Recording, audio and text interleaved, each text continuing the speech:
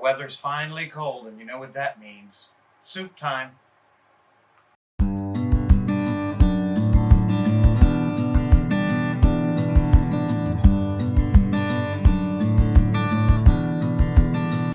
Hi guys, and welcome back to Old Southern Kitchen and Garden.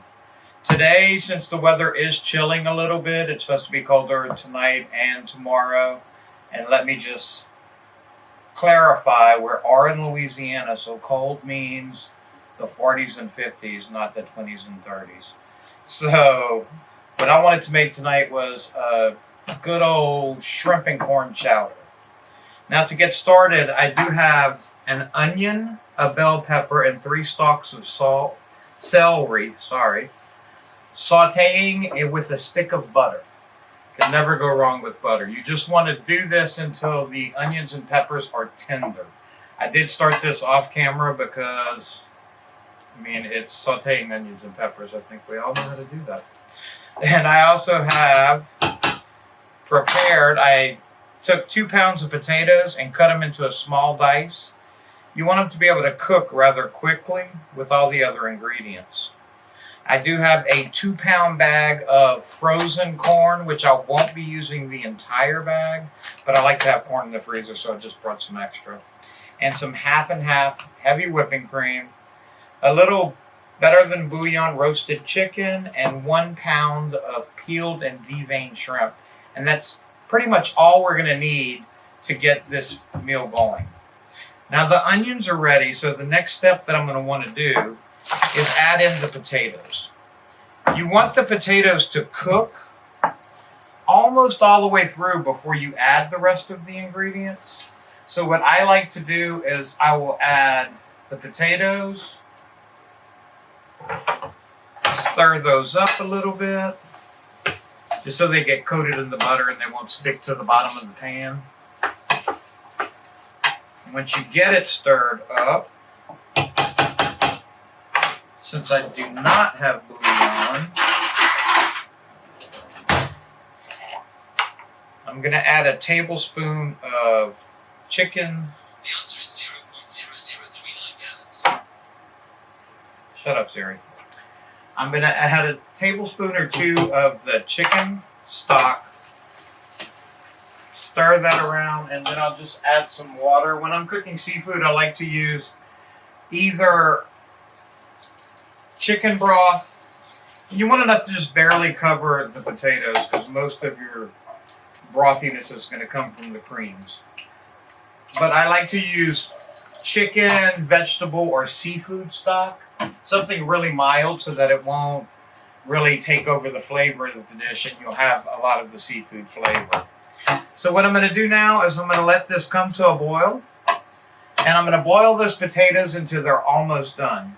And then we're going to add the rest of the ingredients. See you in a minute. Okay guys, the potatoes are simmering. They've only been simmering for about 5 minutes and they're already starting to get a little soft. But what I wanted to do is add a little seasoning. So I'm going to add some black pepper.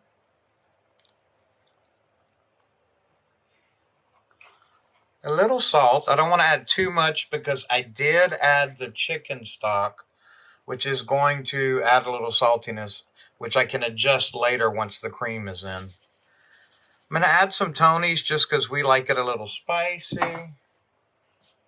And just a touch of garlic powder.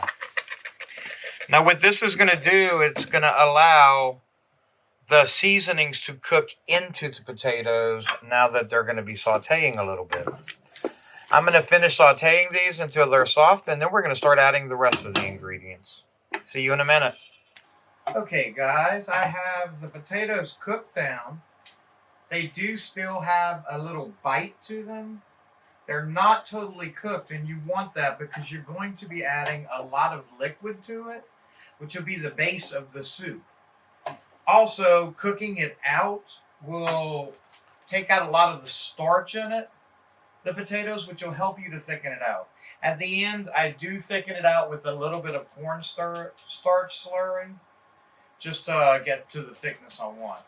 So what I'm going to do now is add about a pound to a pound and a half of corn to it. And we're going to let that come to temperature.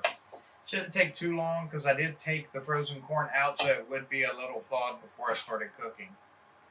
This is a meal that the original recipe was actually something my mother came up with. And we used to make it for a long time. It's a staple now. So when I started cooking more professionally, I made the recipe my own by adding just a few different things to it, seasoning wise.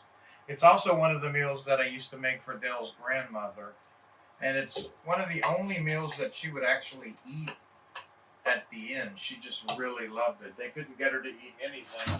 But if I would make this, she would eat until the whole pot is gone. So what I'm doing now is I'm adding the shrimp to the pot. Because you do want your shrimp to cook for a little bit, and then we're going to add the liquid. I don't like boiling milk, so I add the milk and the half and half and heavy cream last and bring it up to temperature just to get the flavors of the shrimp and the corn and the potatoes infused into the cream. So I'm going to let this continue cooking for a minute, and I will come back when the shrimp are almost done.